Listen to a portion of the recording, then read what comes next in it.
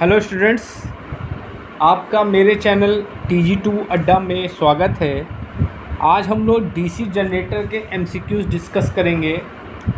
ये लेक्चर सभी बच्चों के लिए है जो आपके यूपी PCL, यूपी आर्मिनल, बिहार TG2 और जो आपके ITI के बच्चे हैं इलेक्ट्रीशियन के सेकेंड ईयर में हैं, जो CBT एग्ज़ाम की तैयारी कर रहे हैं, उनके लिए भी बहुत महत्वपूर्ण टॉपिक है ये। क्योंकि मोस्टली CBT एग्ज़ाम में देखा गया है कि आपके DC जनरेटर, मोटर, मशीन से ज़्यादा क्वेश्चंस आपके पूछे गए हैं। ठीक है, अगर आप चैनल पर नए हैं तो प्लीज़ मेरे चैनल को लाइक करिएगा, शेयर करिएगा एंड सब्सक्राइब वो करिएगा, जिससे आपका तैयारी अच्छे से हो सके। ठीक, चलिए स्टार्ट करते हैं।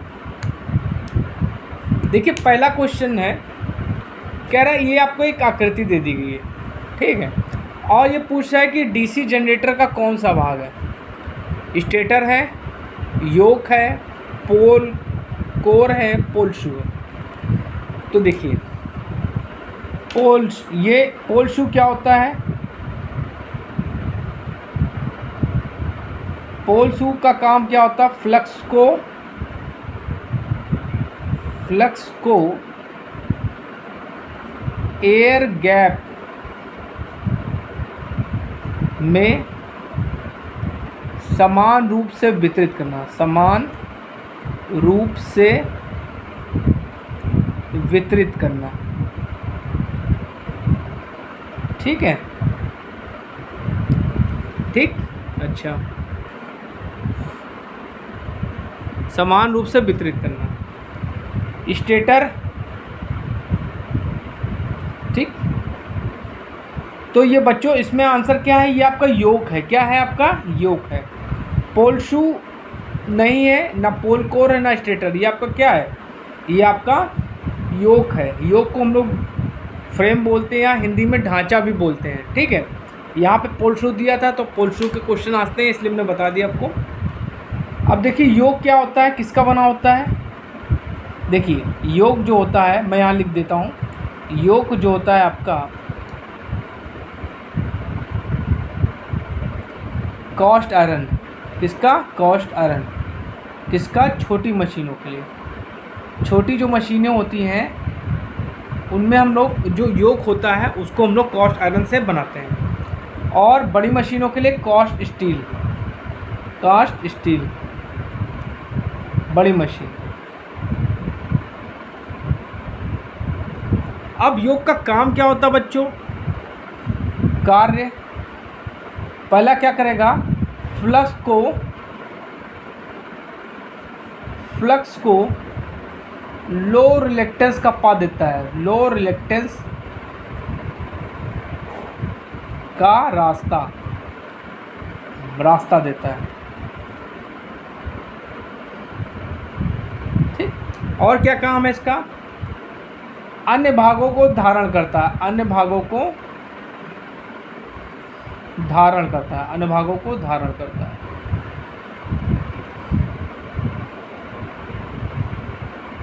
अन्य भागों को धारण करता है। ठीक, अगला पॉइंट क्या करता है? ये आपका प्रतिघातों को, जो आपके क्या होगा, धूल मिट्टी या प्रतिघातों से बचाता है, प्रतिघातों से बचाता है। ठीक, तो ये काम हो गया आपका योग का। चलिए अगला क्वेश्चन देखते हैं। 4 पोल डीसी जनरेटर के डुप्लेक्स लैप बाइंडिंग में समांतर पथ होंगे। देखिए, अगर आपका सिंप्लेक्स बाइंडिंग होगी, सिंप्लेक्स बाइंडिंग, तो A बराबर P होगा। क्या होगा? A बराबर P। ठीक, अगर डुप्लेक्स होगा तो A बराबर 2P होगा। अगर ट्रिप्लेक्स होगा तो यहाँ पे A बराबर 3P होगा। ठीक, अब यहाँ से बोल रहा है कि डुप्लेक्स वाइंडिंग है, ठीक। और पोल कितने दे दिए, 4 दे दिए हैं। तो क्या हो जाएगा यहाँ पे, ए बराबर समांतर पथ होते हैं, ए को बोलते हैं समांतर पथ, और पी आपका पोल्स है। तो यहाँ रख दीजिए पहले 2 × 4, तो कितने हो गए आपके 8। समांतर पथ कितने हो जाएंगे आपके, 8 हो जाएंगे। चलिए अगला क्वेश्चन देखती है। देखिए, डीसी जनरेटर का भाग नाम बताइए। आपको एक फिगर दे दिया गया है और आपसे पूछ रहा है कि ये क्या है। साइड एंड प्लेट है, पोल शू लेमिनेशन है, कम्यूटेटर सेगमेंट है, आर्मेचर कोर लेमिनेशन है। तो बच्चों ये क्या है आपका, आर्मेचर कोर लेमिनेशन है। ठीक, आर्मेचर कोर लेमिनेशन है। ठीक, चलिए अगला क्वेश्चन देखते हैं। कह रहा है कि डीसी जनरेटर में इंटरपोल्स कैसे जुड़े होते हैं। ठीक, आर्मेचर के साथ सीरीज में, आर्मेचर के साथ समांतर में, शंट फील्ड के साथ श्रृंखला में, शंट फील्ड के साथ समांतर में। तो बच्चों वो ये जो होता है ये आर्मेचर के साथ सीरीज में कनेक्टेड होते हैं, आर्मेचर के साथ सीरीज में कनेक्टेड होते हैं। ठीक, इंटरपोल्स का काम क्या होता है, आर्मेचर रिएक्शन को कम करता है। क्या करता है, आर्मेचर रिएक्शन को कम करता है।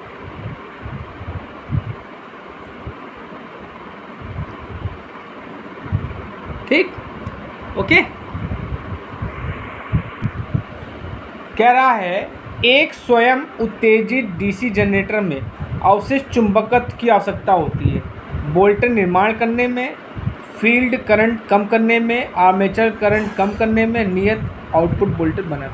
देखिए क्या होता है कि जो आपके क्या होते हैं, जो आपके जनरेटर होते हैं डीसी जनरेटर, ठीक, वो क्या होते हैं, सेल्फ एक्साइटेड होते हैं। क्या होते हैं, सेल्फ एक्साइटेड होते हैं। ठीक है, क्या होते हैं, सेल्फ एक्साइटेड होते हैं, और इनके अंदर रेजिडुअल मैग्नेटिज्म का गुण पाया जाता है। किसका, रेजिडुअल मैग्नेटिज्म का गुण पाया जाता है।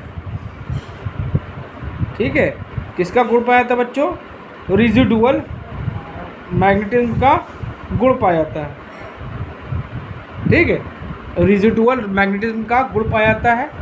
और ये क्या करते हैं, इनकी फील्ड को हम लोग थोड़ा सा भी एक्साइटेशन करते हैं तो ये क्या होते हैं, ये स्टार्ट हो जाते हैं। तो क्या होगा, इसका आंसर क्या होगा, वोल्टेज का निर्माण करने में।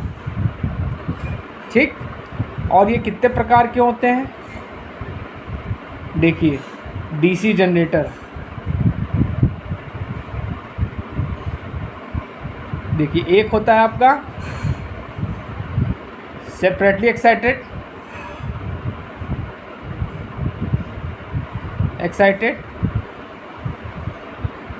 और दूसरा होता है सेल्फ एक्साइटेड। तो सेल्फ एक्साइटेड जो होते हैं बच्चों, उसमें आपका रेजिडुअल मैग्नेटिज्म का गुण पाया जाता है। ठीक है, अवशिष्ट चुंबकत्व हिंदी बोलते हैं। ठीक, और ये कितने प्रकार के होते हैं, ये 3 प्रकार के होते हैं, सीरीज, शंट, कंपाउंड।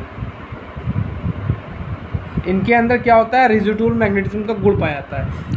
लेकिन जो आपका सेपरेटली एक्साइटेड है, ये इसमें क्या होता है, इसमें फील्ड को हम लोग किसी डीसी सोर्स के द्वारा एक्साइट करते हैं। ठीक, इसका प्रयोग ना के बराबर है, इसका प्रयोग क्या है, ना के बराबर है आज के समय में। ठीक, चलिए अगला क्वेश्चन देखते हैं। डीसी मशीन में वे कौन से 2 बिंदु हैं जो ब्रश संपर्क प्रतिरोधों को मापते हैं। विपरीत ब्रश के बीच प्रतिरोध, ब्रश और कम्यूटेराइजर के बीच प्रतिरोध, ब्रश और कम्यूटेटर के बीच प्रतिरोध, ब्रश और आर्मेचर कंडक्टर के बीच प्रतिरोध। तो बच्चों आंसर क्या होगा, ब्रश और कम्यूटेटर के बीच प्रतिरोध। ठीक, देखिए आपका जो कम्यूटेटर होता है, कम्यूटेटर ये किसका बना होता है, हार्ड ड्रॉ कॉपर का। किसका, हार्ड ड्रॉ कॉपर का, कॉपर का बना होता है। और जनरेटर में क्या काम करता है, एसी को डीसी में कन्वर्ट करता है। और जो ब्रश होता है वो आपका कार्बन या ग्रेफाइट का बना होता है, कार्बन और ग्रेफाइट। ठीक, ये क्या करता है, कम्यूटेटर से धारा कलेक्ट करता है और बाहरी सर्किट को धारा पहुंचाता है। ठीक, चलिए अगला क्वेश्चन देखते हैं। किस वोल्टेज ड्रॉप को एक्स के रूप में चिन्हित किया गया है? ये आपका देखें, ये पूछा कौन सा वोल्टेज ड्रॉप है। थोड़ा फिगर हमने बड़ा कर दिया है, जूम कर दिया। देखिए ये आपको एक ड्रॉप दे दिया गया है और पूछा ये कौन सा ड्रॉप है। ठीक है क्या है? पूर्ण load voltage drop, armature voltage drop, armature reaction voltage, shunt field. तो बच्चों ये जो है आपका, ये क्या कहलाता है? आपका आर्मेचर रिएक्शन ड्रॉप क्या कहलाता है? आर्मेचर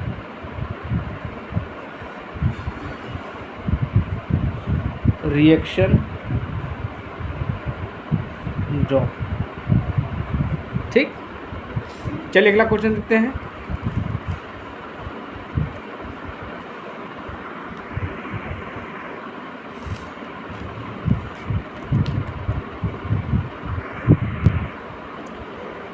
यदि शंट फील्ड को आर्मेचर के समांतर जोड़ा जाता है तो यौगिक जनरेटर का नाम। देखिए शंट क्या हो गया, देखिए इस फिगर में बना देता हूँ, फिगर बना के आपको समझाता हूँ।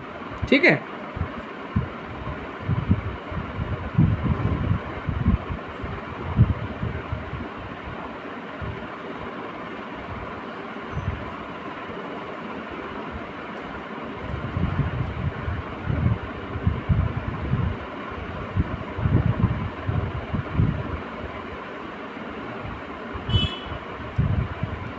देखिए यहाँ पे कह रहा है शंट फील्ड को आर्मेचर के साथ समांतर जोड़ा था तो यौगिक जनरेटर का नाम। ठीक, अब देखिए इन्होंने थोड़ा ऑप्शन गलत दिए हैं, मैं दोनों को फिगर बना के समझा देता हूँ आपको।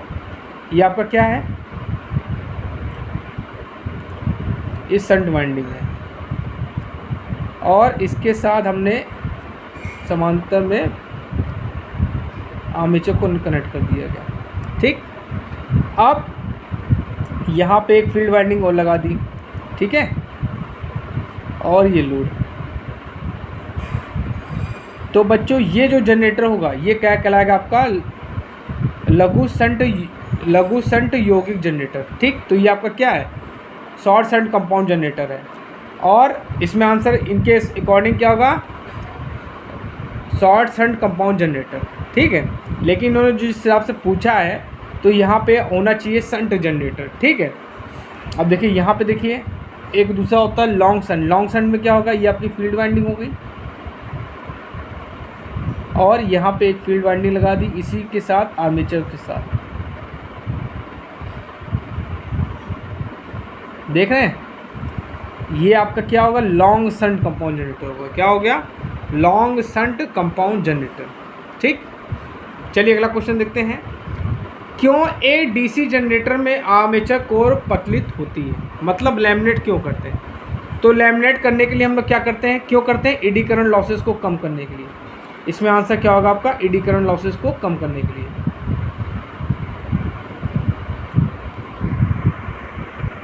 देखिए इसमें ऑप्शन दिया है तो इसमें आंसर क्या होगा? बवड़ धारा हानि को कम करने के लिए। अब इसका फॉर्मूला क्या होता है ये भी आपको पता होना चाहिए। इसका फॉर्मूला होता है K B max square F square T square V. ठीक, और जो आपका हिस्टोलिसिस लॉसेस होता है इसका फॉर्मूला क्या होता है? के एच बी मैक्स की पावर 1.6 एफ वी। ठीक, और जो आपकी क्या होती है तामानियाँ होती हैं इनको बोलते हैं आई स्क्वायर आर। ठीक, चलिए अगला क्वेश्चन देखते हैं। एक डीसी जनरेटर का आर्मेचर प्रतिरोध बहुत कम क्यों है? ठीक, जैसे आप ये आपका देख रहे हैं, ये आपका आर्मेचर है, ये आपका आर्मेचर है, इसका जो रेजिस्टेंस आ रहे हैं वो लो क्यों होता है? ये होता है लगभग 1 ओम के आसपास होता है। ठीक, अब एक हम ये पूछ रहे हैं कि क्यों कम रखते हैं। ठीक, आर्मेचर धारा कम करें, आर्मेचर वोल्टेज ड्रॉप को कम करें, कम वजन के साथ आर्मेचर चलाएं, आर्मेचर का तापमान कम। देखिए आपका यहाँ पे क्या होगा? यहाँ पे वोल्टेज ड्रॉप होगा, IARA क्या होगा आपका? यहाँ पे क्या होगा? IARA वोल्टेज ड्रॉप होगा। तो वोल्टेज ड्रॉप को कम करने के लिए हम लोग क्या करते हैं? इस रेजिस्टेंस का मान क्या रखते हैं? कम रखते हैं। इसी तरह अगर आपसे पूछ ले शंट का और फील्ड का, तो जो उसको हम लोग रिप्रेजेंट, ये जो आपकी फील्ड वाइंडिंग होती है इसका रेजिस्टेंस लगभग क्या होता है? RSH बोल दीजिए। इसका लगभग होता है 100 ओम। ठीक, 100 ओम। ठीक, चलिए अगला क्वेश्चन देखते हैं। डीसी जनरेटर को घड़ी की दिशा में क्यों चलाना चाहिए? ठीक, ब्रश को नुकसान से बचाने के लिए, अवशिष्ट चुंबकत्व की रक्षा करने के लिए, आर्मेचर में शॉर्ट सर्किट से बचने के लिए, जनरेटर अतिभारित करने से बचे। तो जो बच्चों क्या होगा, क्लॉकवाइज इसलिए चलाते हैं कि अवशिष्ट चुंबकत्व की रक्षा करने के लिए। बड़े डीसी जनरेटर में घुमावदार क्षतिपूर्ति क्यों प्रदान की जाती है? ठीक है, अधिक लोड कनेक्ट करे, कम्यूटेटर प्रभाव को कम करे, आर्मेचर प्रतिक्रिया प्रभाव को बेअसर करे, और क्या होगा, जनरेटर की दक्षता बढ़ाए। ठीक, बच्चों आंसर क्या होगा, आर्मेचर प्रक्रिया को बेअसर करने के लिए। ठीक, और क्या करते हैं हम लोग, क्या करते हैं इसमें हमने आर्मेचर रिएक्शन को कम करने के लिए हमने इंटरपोल्स का प्रयोग करते हैं, और एक होती है आपकी कंपनसेटिंग बाइंडिंग, उसका भी प्रयोग हम लोग क्या करते हैं आर्मेचर रिएक्शन को कम करने के लिए। ठीक, चलिए अगला क्वेश्चन देखते हैं। डीसी जनरेटर के वोल्टेज निर्माण करने में विफल होने का कारण क्या है? ढीले ब्रश, आर्मेचर प्रतिरोध अधिक है, फील्ड प्रतिरोध क्रांतिक प्रतिरोध से ऊपर है, प्राइम मूवर रेटेड गति से ऊपर चल रहा है। तो बच्चों से आंसर क्या होगा, जो आपका फील्ड रेजिस्टेंस है वो क्रांतिक प्रतिरोध से ऊपर है। जनरेटर का नाम क्या है यदि इसका क्षेत्र आर्मेचर के समांतर जुड़ा है? अब देखिए यहाँ पे पूछ लिया उन्होंने, ये आपका फील्ड वाइंडिंग हो गई। अब इसके साथ जो है आपका आर्मेचर को जोड़ दिया पैरेलल में। अब पूछ रहा है कि ये कौन सा जनरेटर है? तो बच्चों ये आपका शंट जनरेटर। क्या है? Shunt generator. इसमें जो RSH की वैल्यू होगी वो होगी लगभग 100 ओम। ठीक, और सीरीज़ की बात करें तो सीरीज़ में क्या होगा, आर्मेचर के साथ हम लोग फील्ड वाइंडिंग सीरीज़ में लगा देंगे। ठीक, तो ये ऐसे हो जाएगा। इसमें जो टर्न्स होते हैं वो क्या होते हैं, ज़्यादा होते हैं। टर्न्स क्या होते हैं, ज़्यादा होते हैं, और पतले तार यूज़ होते हैं। कितने? पतले तार। ठीक, और सीरीज़ क्या होता है, सीरीज़ में आप यहाँ पे एक वाइंडिंग लगा दी, और किसके समांतर में, आर्मेचर के सीरीज़ में। ठीक, तो ये जो जनरेटर होता है ये आपका क्या कहलाता है, सीरीज़ जनरेटर कहलाता है। क्या कहलाता है? Series generator. ये आपका RSC हो गया, ये आपका RA हो गया, ये आपका MF हो गया। ठीक, ओके, तो ये आपका क्या कहलाएगा, सीरीज़ कहलाएगा, और इन दोनों का कॉम्बिनेशन क्या कहलाएगा, आपका कंपाउंड कहलाएगा। ठीक, चलिए जनरेटर की बात करते हैं। तो आपका जो वोल्टेज रेगुलेशन होता है शंट का अच्छा होता है। वोल्टेज रेगुलेशन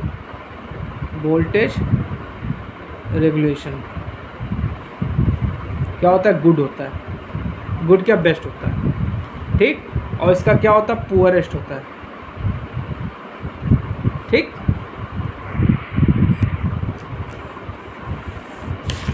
दर्द दिल दर्द दिल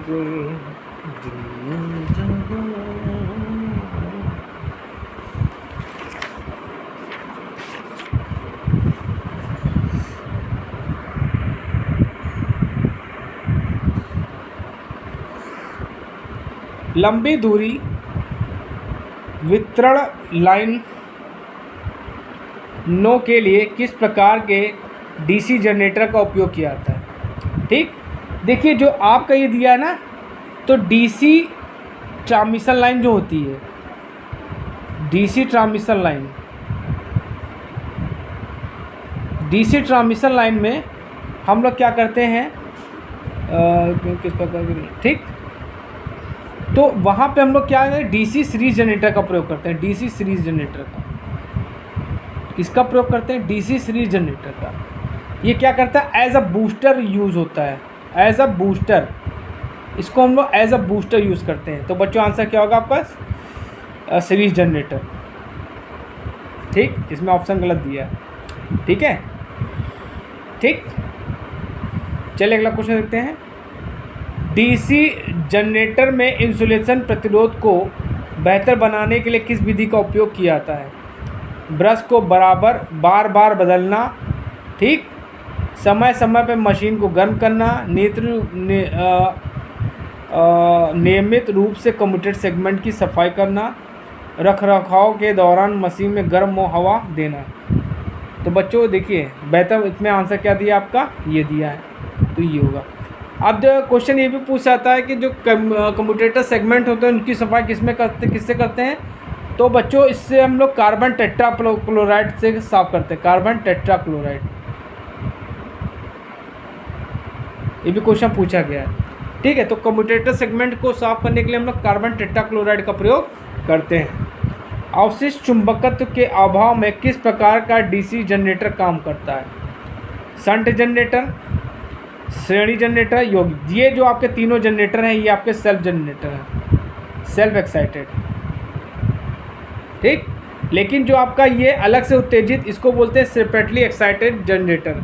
इसमें क्या करते हैं हम लोग, फील्ड का एक्साइटेशन जो है एक डीसी सोर्स के द्वारा अलग से करते हैं। तो इसमें आंसर क्या होगा, ये होगा, ठीक। आर्क वेल्डिंग में किस प्रकार के जनरेटर का प्रयोग किया जाता है।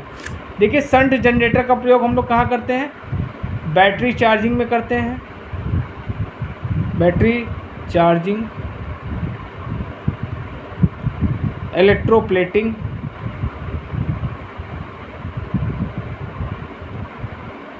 ठीक। सीरीज का एज अ बूस्टर हम लोग यूज़ करते हैं। और जो ये आपका इसमें आंसर क्या होगा, आर्क वेल्डिंग में हम लोग क्या करते हैं, इसमें होती है आपकी लैप बाइंडिंग। क्या होती है, लैप बाइंडिंग, ठीक। और इसमें कौन सा जनरेटर यूज़ करते हैं हम लोग, डिफरेंशियल कंपाउंड जनरेटर का, ठीक। चलिए अगला क्वेश्चन देखते हैं। डीसी जनरेटर में तरंग वाइंडिंग की विशेषता क्या है। देखिए दो वाइंडिंग होती है, आपकी लैप होती है और एक होती है आपकी वेव।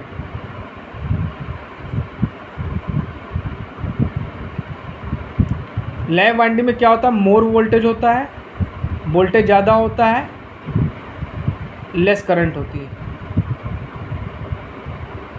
ठीक। और वेव में क्या होता है, सॉरी इसमें क्या होता है, मोर, गलत बता दिया।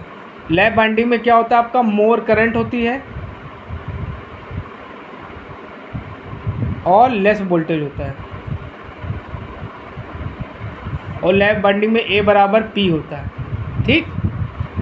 अब वेव की बात करें, और लैप बाइंडिंग हम लोग कहाँ यूज़ करते हैं, मोटरों में, ठीक। और वेव बाइंडिंग में क्या होता है, मोर वोल्टेज होता है, लेस करंट होती है। और इसमें जो समांतर पथ होते हैं आपके दो होते हैं, और इसमें जनरेटर में प्रयोग करते हैं, ठीक।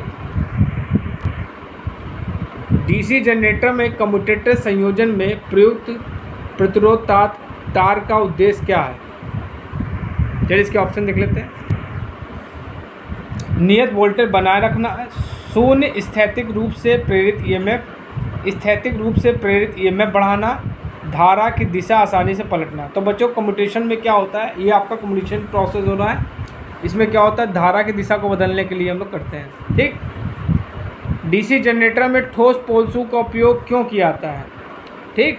तांबे के नुकसान को कम करने के लिए, अवशिष्ट चुंबकत्व को बढ़ाने के लिए, अवशिष्ट चुंबकत्व को कम करने के लिए, चुंबकीय पथ के रिलेक्टेंस को कम करने के लिए। तो बच्चों आंसर क्या होगा, चुंबकीय पथ के रिलेक्टेंस को कम करने के लिए, ठीक है। पोलशू जो हम लोग क्या होते हैं, ठोस पोलशू का प्रयोग करते हैं, ठीक। बड़ी क्षमता के डीसी जनरेटर योग बनाने के लिए किस धातु, तो देखिए कास्ट आयरन क्या होगा, छोटी मशीन, ठीक है। और जो आपकी रोल्ड स्टील कर दीजिए या कास्ट स्टील कर दीजिए,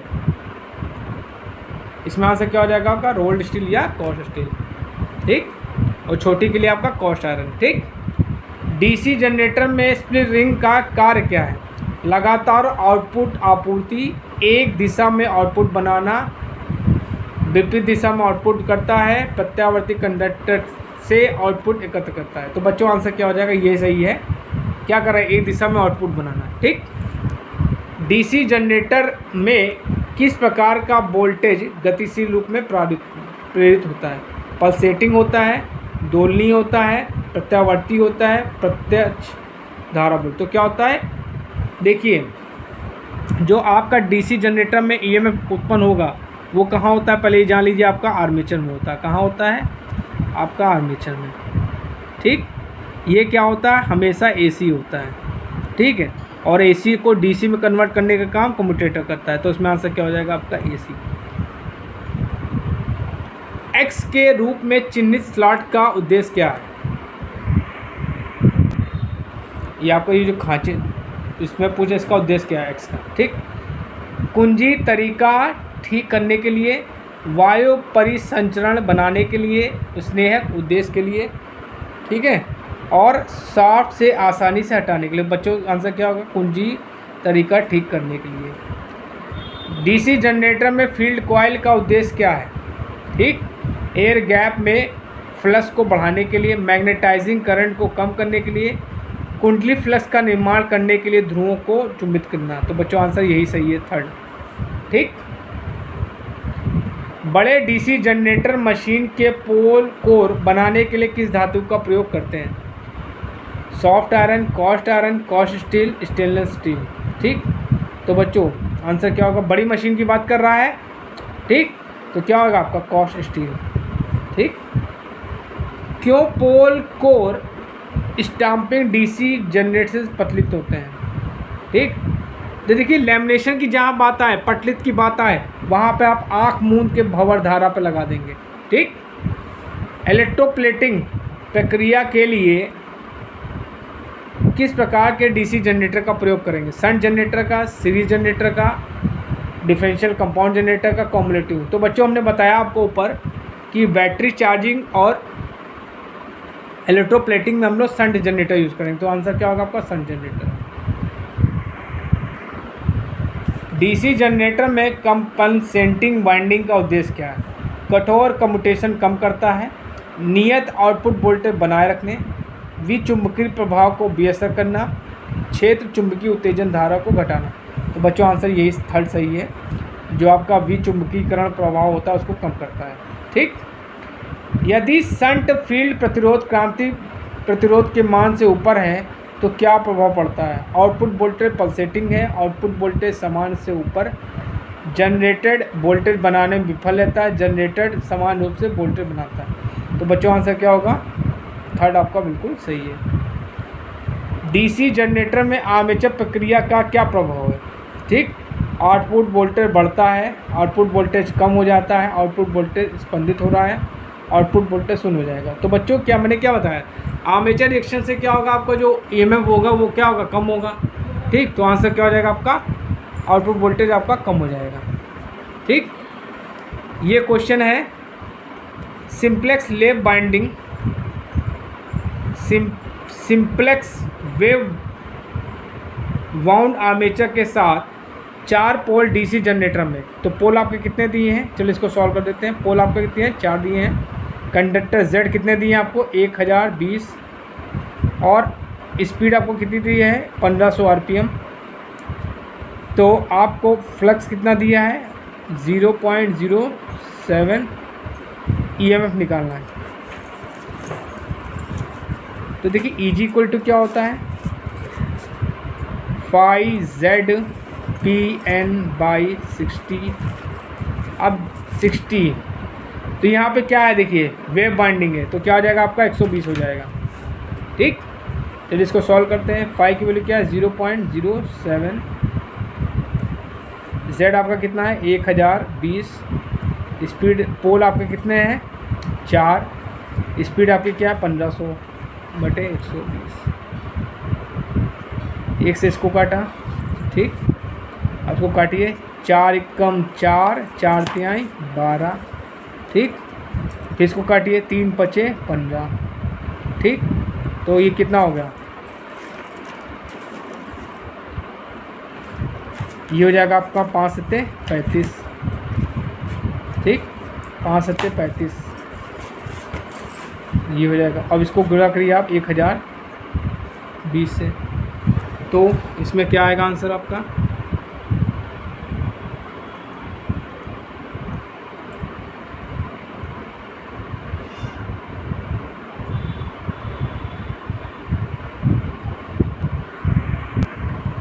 बच्चों इसको मल्टीप्लाई करेंगे तो ये आपका आएगा 0.35 और 1020, इसको सॉल्व गुणा करेंगे तो आपका आ जाएगा 357 वोल्ट। ठीक है, तो ये 357 वोल्ट आपका बिल्कुल सही है। चलिए आगे क्वेश्चन देखते हैं। फ्लेमिंग के राइट हैंड का रूल किसके लिए लागू होता है? सिंक्रोनस मोटर के लिए होगा, सीरीज मोटर के लिए, जनरेटर के लिए, इंडक्शन मोटर के लिए। तो देखिए फ्लेमिंग का जो राइट हैंड रूल होता है वो आपका डीसी जनरेटर के लिए लागू होता है, ठीक। और जो लेफ्ट हैंड रूल होता है वो आपका डीसी मोटर के लिए लागू होता है। चलिए अगला क्वेश्चन देखते हैं। डीसी जनरेटर का योग बना होता है कॉस्ट आयरन का, कॉस्ट स्टील का, सिलिकॉन स्टील का, कॉपर का। तो देखिए कॉस्ट आयरन से हम लोग क्या करेंगे, छोटी मशीनों का योग बनाएंगे। कॉस्ट स्टील से बड़ी मशीनों का योग बनाएंगे। सिलिकॉन स्टील से हम लोग आर्मेचर बनाएंगे, ठीक। कॉपर से हम लोग वाइंडिंग करेंगे, ठीक। डीसी जनरेटर का आर्मेचर बना होता है, देखिए पूछ ही लिया है, silicon steel, cost iron, cost steel, copper. तो आर्मेचर जो होता है आपका सिलिकॉन स्टील से बनता है, जिसमें आपका स्टील की वैल्यू कितनी होती है, 93% होती है, और सिलिकॉन की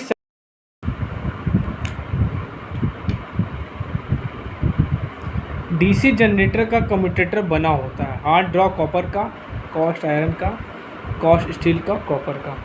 तो देखिए कम्यूटेटर तो आपका हार्ड ड्रॉ कॉपर का बना होता है, कॉस्ट आयरन का आपका योग बना होता है, कॉस्ट स्टील का भी योग बना होता है, कॉपर आप लोग क्या करते हैं वाइंडिंग में यूज़ करते हैं। डीसी जनरेटर का ब्रश बना होता है कार्बन का, एल्युमिनियम का, कॉपर का, नन का।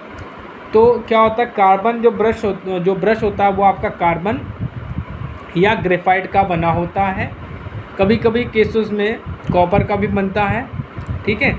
जहाँ पे हमको करंट की वैल्यू बहुत ज़्यादा चाहिए होती है वहाँ पे हम लोग कॉपर का बनाते हैं ब्रश, ठीक है। डीसी जनरेटर को कहा जाता है, डीसी जनरेटर को कहा जाता है रोटेटिंग एम्पलीफायर कहते हैं, रेक्टिफायर कहते हैं, ट्रांसड्यूसर कहते हैं, कन्वर्टर कहते हैं। तो डीसी जनरेटर को हम लोग रोटेटिंग एम्पलीफायर भी कहते हैं, ठीक है, ठीक। कम्यूटेटर को कहा जाता है mechanical rectifier, converter, rotating amplifier, transducer. तो बच्चों कम्यूटेटर को हम लोग क्या कहते हैं, मैकेनिकल रेक्टिफायर कहते हैं। डीसी जनरेटर का पोल शू बना होता है, ठीक, सिलिकॉन स्टील का, कॉपर का, कॉस्ट आयरन का, नन का। तो पोल शू क्या होता है आपका कॉस्ट आयरन का बना होता है। डीसी जनरेटर किस सिद्धांत पर कार्य करता है, Faraday electromagnetic induction, Kirchhoff law, Ohm's law, none. तो डीसी जनरेटर जो है आपका फैराडे के इलेक्ट्रोमैग्नेटिक इंडक्शन पे काम करता है, ठीक है। चलिए अगला क्वेश्चन देखते हैं। योग का कार्य है, ठीक, योग का कार्य है, क्या कार्य है,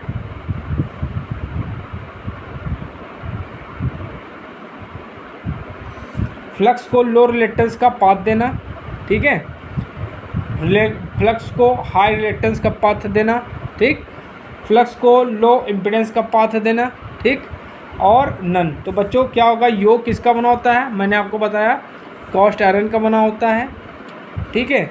और ये इसका क्या काम है, फ्लक्स को लो रिलेक्टेंस का पाथ देता है, ठीक है। चलिए अगला क्वेश्चन देखते हैं। कम्यूटेटर का कार्य है एसी को डीसी में बदलना, एसी को एसी में बदलना, डीसी को एसी में बदलना, डीसी को डीसी में बदलना। देखिए डीसी को डीसी में बदलता है आपका चॉपर, एसी को एसी में बदलता है आपका साइक्लो कन्वर्टर, एसी को डीसी में बदलता है आपका कम्यूटेटर। किसके केस में, मोटर के केस में, ठीक है। मोटर के केस में क्या करेगा, एसी को डीसी में कन्वर्ट करेगा, और एसी को डीसी में कन्वर्ट करता है आपका जनरेटर के केस में, ठीक, और डीसी को एसी में कन्वर्ट करता है आपका मोटर के केस में, ठीक। पोल शू का कार्य है फ्लक्स को समान रूप से वितरित करना, एसी को डीसी में बदलना, फ्लक्स को लो रिलेक्टेंस का पाथ देना, नन। तो बच्चों मैंने आपको कई बार बताया है कि ये क्या करता है, समान रूप से वितरित कर देता है फ्लक्स को आपका एयर गैप में। सिलिकॉन स्टील का प्रयोग करते हैं सैथिल हानियों को कम करने के लिए, ताम हानियों को कम करने के लिए, भंवर धारा हानियों को कम करने के लिए, नन। तो देखिए सैथिल मतलब सिलिकॉन स्टील का प्रयोग हम लोग क्या करते हैं, सैथिल हानियों को कम करने के लिए करते हैं, ठीक है। और आपका जो भंवर धारा हानियाँ हैं इनको कम करने के लिए हम लोग लैमिनेशन करते हैं। सिलिकॉन पत्तियों की मोटाई होती है 0.35 mm, 0.60 mm, 0.70 mm, 0.10 mm। तो बच्चों इसमें आंसर क्या होगा? 0.35 mm। किसी मशीन में आर्मेचर का प्रयोग होता है? सिंक्रोनस मोटर, डीसी मशीन में, अल्टरनेटर में, रोटर। तो देखिए सिंक्रोनस मोटर में और अल्टरनेटर में आपका रोटर यूज़ होता है। आर्मेचर को हम लोग क्या कहते हैं? रोटर कहते हैं। और डीसी मशीन में आपको आर्मेचर मिलेगा। ठीक। डीसी जनरेटर में प्रेरित ईएमएफ का फॉर्मूला है Eg = 5ZPN/60। Eg = 5ZPN/60 है। Eg = ZPN/60 A phi none. तो बच्चों आपका ये ऑप्शन बिल्कुल सही है। लैप वाइंडिंग ईएमएफ और वेव वाइंडिंग ईएमएफ में संबंध होता है Ev = P/2 × EP, Ev = EP, EP = P/2 EV none. तो बच्चों पहला ऑप्शन बिल्कुल आपका सही है। तो बच्चों आज मैंने आपको लगभग 60 क्वेश्चन MCQs डीसी जनरेटर के कराए हैं। कोशिश करिएगा इन MCQs को देखिए, समझिए। और अगर आप मेरे चैनल पर नए हैं तो प्लीज़ मेरे चैनल को लाइक, शेयर एंड कमेंट जरूर करा करिए, जिससे मुझको मनोबल मिले। Thank you.